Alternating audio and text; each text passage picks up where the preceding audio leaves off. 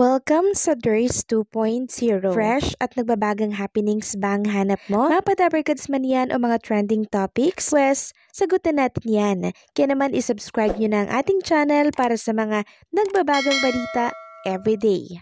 So ayan, welcome back again sa ating YouTube channel mga kadabarkads. And for today's video, ang pag-uusapan natin ay tungkol sa mga importanteng kaganapan sa loob at sa labas ng Itbulaga. Pero bago yan, happy monthsary dito kay Amber Torres. So 10 months na po pala siya dito sa Itbulaga. Grabe no, ang bilis din. And syempre itong si S. Eugene ay anniversary naman niya, no? 2 years na po siya dito sa Itbulaga. And meron nga pong nagpadala sa kanya na isang supporters niya ng regalo, mga chocolate, and syempre, ilang mga jewelry na din with matching letter. Sabi nga po dito sa binahagi ni SQ Jean, from may 78 years old follower supporter, Lola Nars. Nagulat ako, may LBC daw for me. Wala naman akong ini-expect. Yun pala naalala ni Lola Nars yung 2nd anniversary ko nung unang tapak sa TV5 EB stage as a contestant pa lang. Salamat po dito, nag-abala pa po kayo. Naway bigyan pa po kayo ni Lord ng mahabang buhay at masaya at malakas na araw-araw. Gayon din sa lahat ng sumusubaybay po sa akin. Akalain yun mga kadabarkads, 2 years na po pala siya. Simula nang siya'y tumapak dito sa Itbulaga stage. Ang bilis lang, diba? Ganon din si Queen Amber. 10 months na siya sa Itbulaga. Samantalang sa mga naghahanap naman po kay Ryan Agoncillo, mga kadabarkads, nandirito pa rin po siya sa Spain kasama po ang kanyang buong pamilya, si Miss Judy Ann Santos, and syempre yung kanilang mga anak. So si Judy Ann Santos nga po ay nagbahagi ng isang video na kung saan makikita po na nasa laundry shop po sila dito sa Madrid. At kung inyong mapapansin dyan, yung mga pangalan noong mga detergent nila dito, Lagarto, no? Mga salita pong Spanish yan, mga kadabarkads. And syempre, ayan po yung sign ng money po nila doon, yung money po dyan sa Spain. So medyo matagal-tagal din po ang vacation netong si Ryan Agoncillo with family and sobrang nag-e-enjoy pa rin talaga sila doon. Kaya sa mga nakakamiss kay Ryan, antay-antay lang po tayo. Babalik din po yan sa Itbulaga.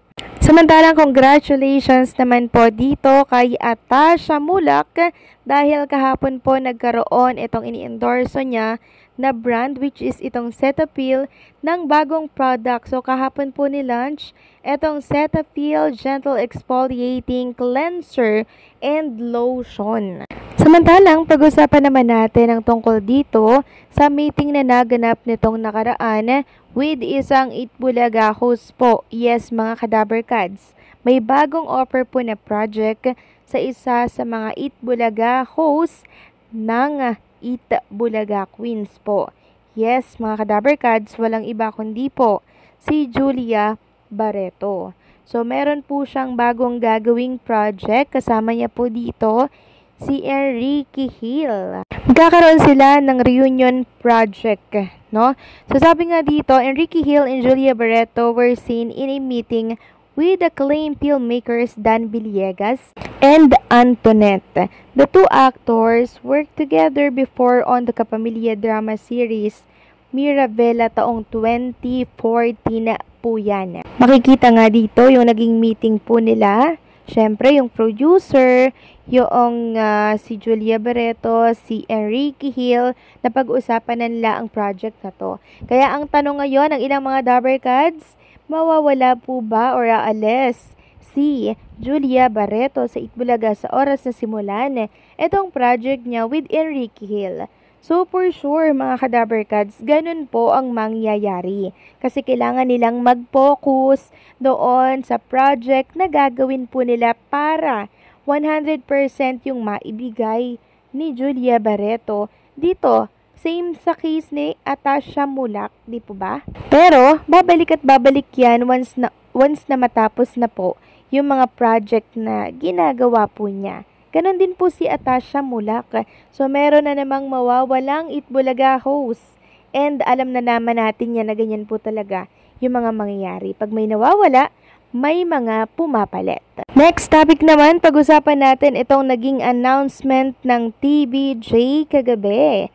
So meron po silang pasabog mga Kadaver Cards at marami nga ang nagsasabi na tungkol ito sa pagbabalik ng tatlong mga lola ni Dora. At kung magbabasa nga kayo ng komento mga Kadaver Cards sa post na to ng TVJ, marami pong nagpo-push sa tambalang po ni Kiko Estrada and syempre ni Miles Ocampo or ang nabuo po sa Itbulaga na tambalang Kimi kasi malakas nga naman po ang chemistry ng dalawang ito sa telebisyon. Marami nga ang nagulat dito mga Kadaver Cards sa announcement ng TVJ with matching yung mga yung song po ng mga lola natin, talagang napapaindak sila pag naririnig po nila yan.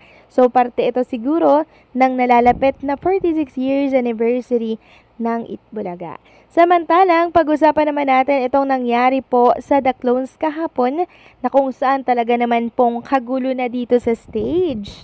So, pumalo po ang video na to ng 1.7 million mga Kadaver Cards. So, kahapon kasi mga Kadaver Cards, si Julia Barreto po ay kumanta nung song nitong si Sarah G. Yung Forever's Not Enough ba yun mga Kadaver Cards? Tapos pinasa niya yun kay Maine Mendoza.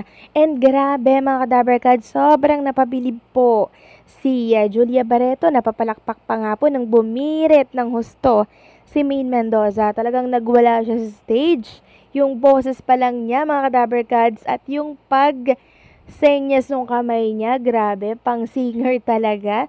And maging si Tito Soto, si Bas Joey, si Bossing Vic Soto, at ilang mga Kadaver Cards natin na nasa Itbulaga, napanganga po sila, na-amaze sila sa talent nitong si Maine Mendoza. Talagang nagugulat na lang tayo, di ba? Sabi niya wala siyang talent, pero nagugulat na lang tayo na ang galing niya pala kumanta, di ba?